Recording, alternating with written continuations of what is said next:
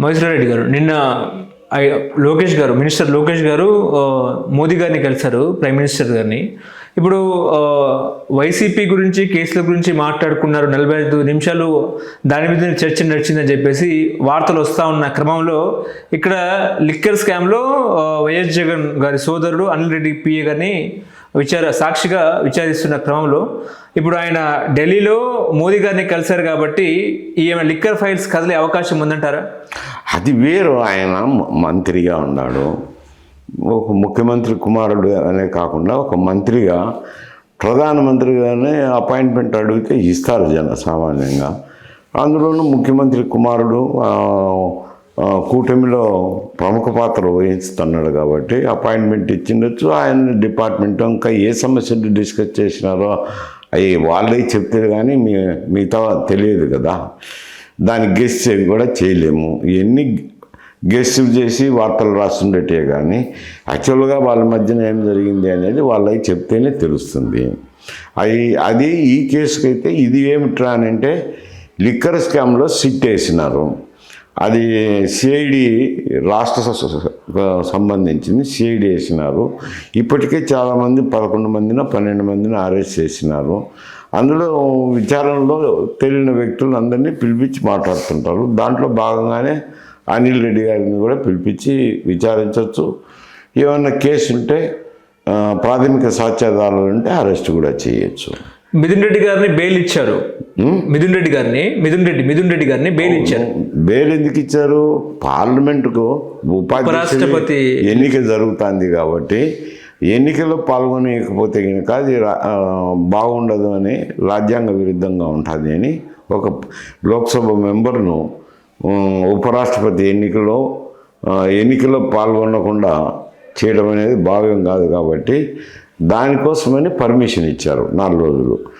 ఆయన ఓటేసిన తర్వాత 11వ తేదీ మళ్ళీ హాజరు కావాల్సింది ఉంటుంది. దీనికి షరతులు వర్తిస్తాయా? ఏం షరతులు? అదే ఇప్పుడు 5 days లోపల వచ్చేయాలి మళ్ళీ లోపలికి. అవును, వస్తాయి. వచ్చేసేయాలి కదా. వచ్చేయకపోతే అరెస్ట్ చేస్తారు. కానీ ఇప్పుడు మోడీ గారు జగన్మోహన్ రెడ్డి మీద సానుభూతికరంగా ఉన్నారా, సానుకూలంగా ఉన్నారా అంటే ఏం చెప్తారు సార్? ఏం చెప్తారు? వాళ్ళు పర్సనల్ మ్యాటరా. సానుకూలం అనేది ఏముంది?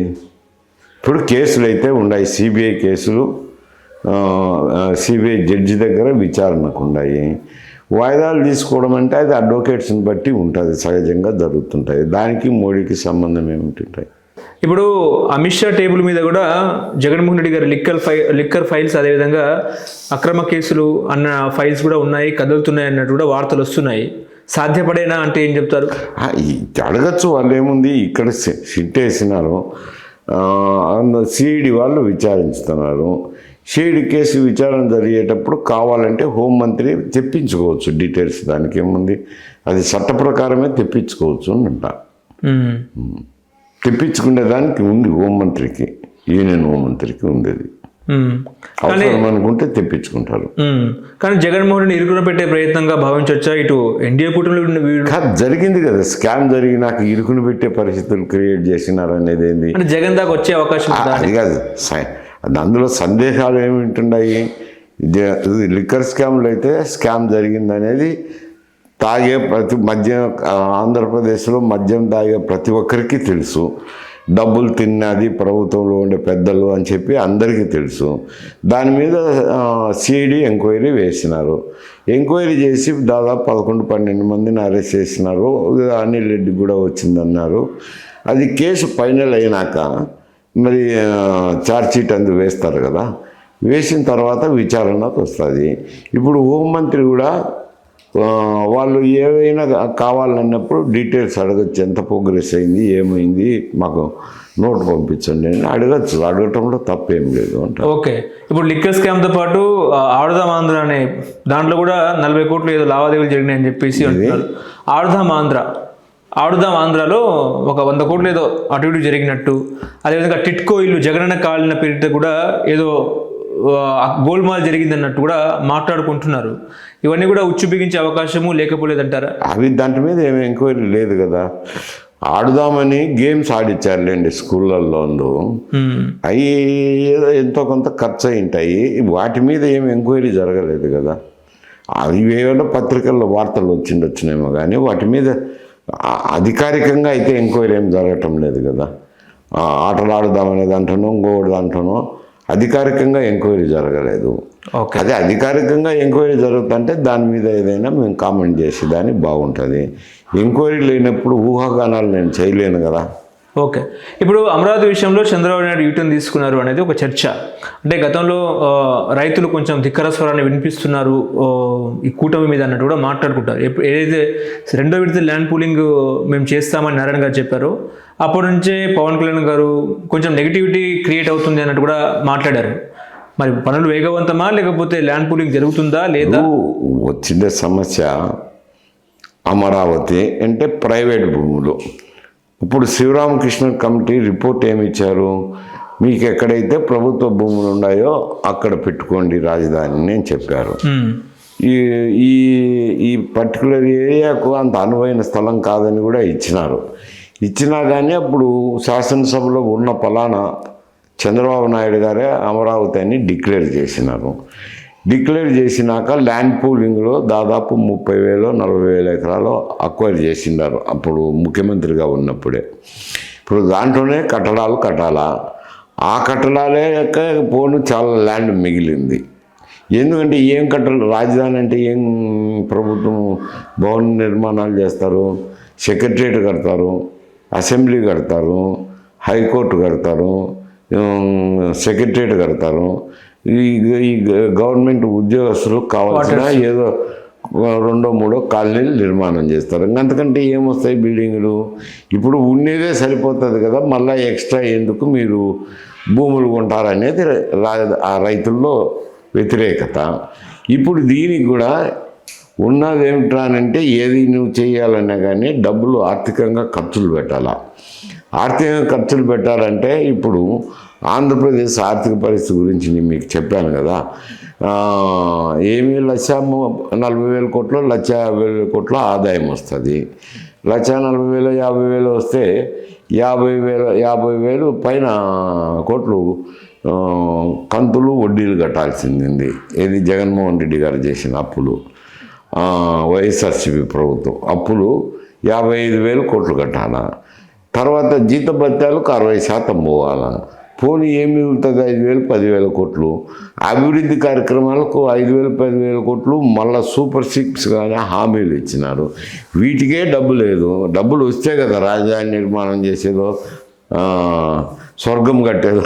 ఇవన్నీ డబ్బులు ఉండాలి కదా అంట. బట్ట ఉంటే చేత్తో మూరేయచ్చు, బట్ట లేకుండా ఏం చేత్తో మూరేస్తాం?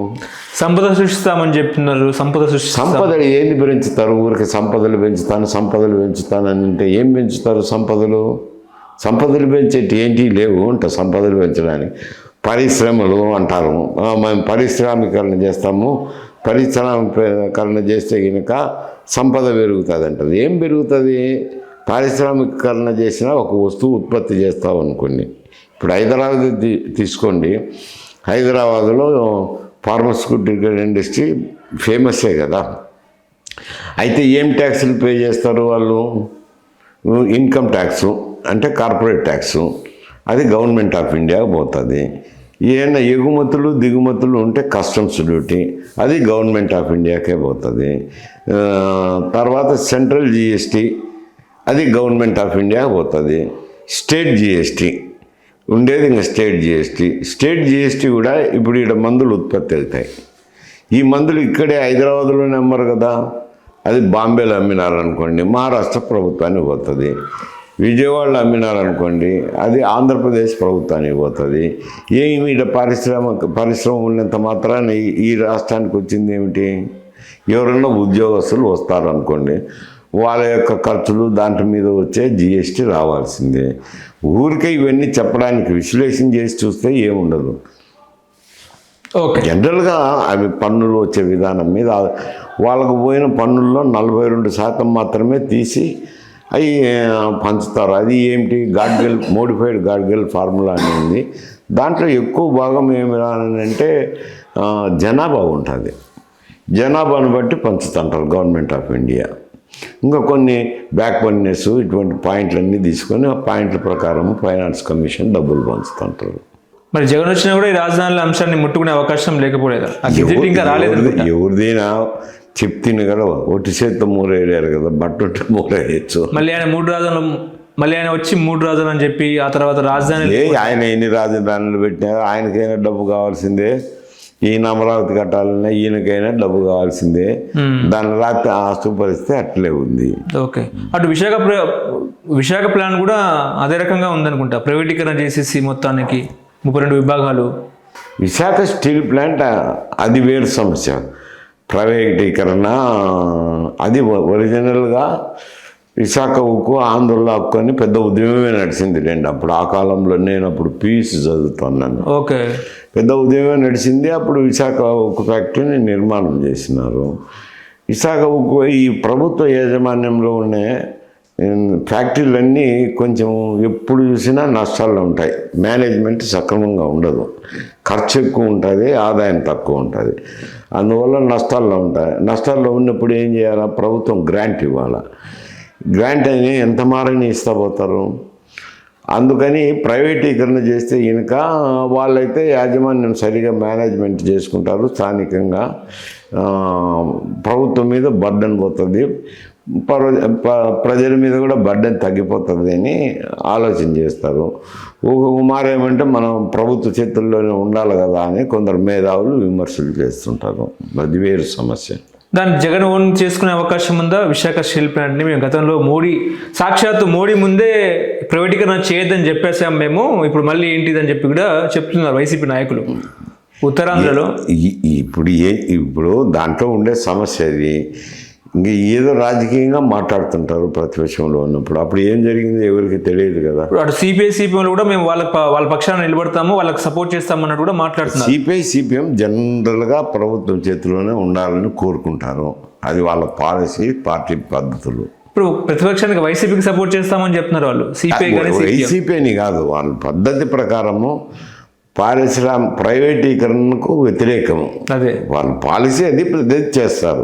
అది వైసీపీకి అనుకూలంగా పోవచ్చు, తెలుగుదేశం కూటమికి వ్యతిరేకంగా జరగచ్చు. కూటమికి ఏం సంబంధం లేదు కదా, అది గవర్నమెంట్ ఆఫ్ ఇండియాకు సంబంధించింది.